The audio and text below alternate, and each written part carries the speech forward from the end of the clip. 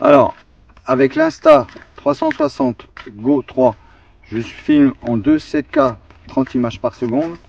Et avec la Insta360 Ice Pro, je filme en 8K 24 images par seconde. Donc, c'est sûr qu'il va y avoir une grosse différence, je suppose. Mais on va quand même voir comment elle se débrouille. Alors, je ne suis pas allé jouer dans les réglages, hein, je suis en réglage simple, stabilisation tout à fait normale. Donc là, je suis dos au soleil.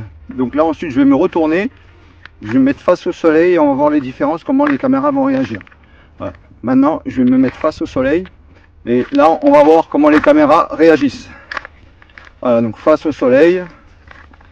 Donc je suis toujours donc en 8K 24 images par seconde sur la S Pro et avec la Go 3 je suis en 2.7K 30 images par seconde.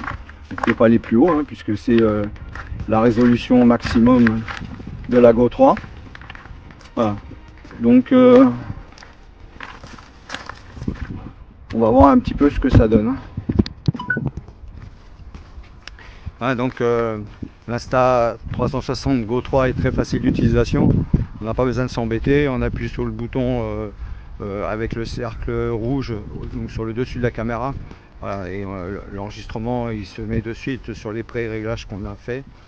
Donc sur les pré-réglages de quand on l'a éteint ou de ce qu'on vient de filmer, automatiquement ça va se remettre pareil. Donc très rapidement.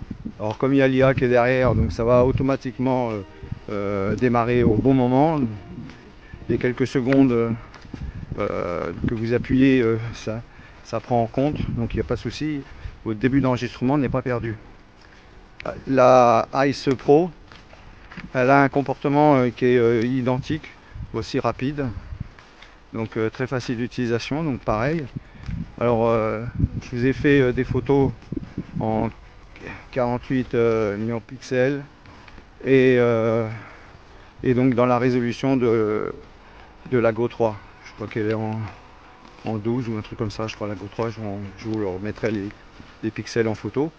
Et donc j'ai fait également donc en ultra et en démap, donc au niveau du flow. Donc ça vous permettra de voir un petit peu la différence entre les champs de vision. Et en vidéo, donc je vous ai fait donc avec la Go 3 en 2.7K 30 images par seconde et avec la Ice Pro, donc j'ai filmé donc en 8K 24 images par seconde. Alors c'est sûr qu'il y a une sacrée différence entre les deux caméras, mais disons c'est pas pour dénigrer l'une ou l'autre puisqu'elles sont toutes les deux parfaites.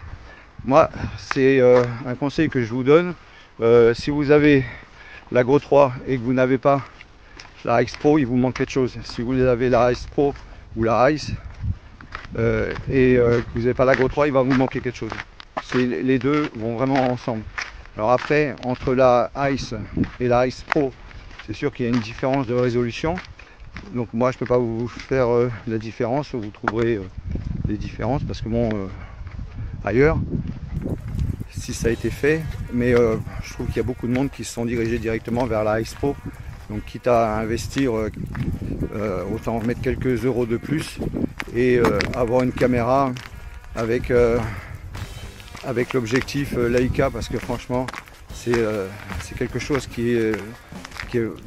c'est une netteté, c'est le summum des objectifs. On peut vraiment pas avoir plus. Je vous recommande.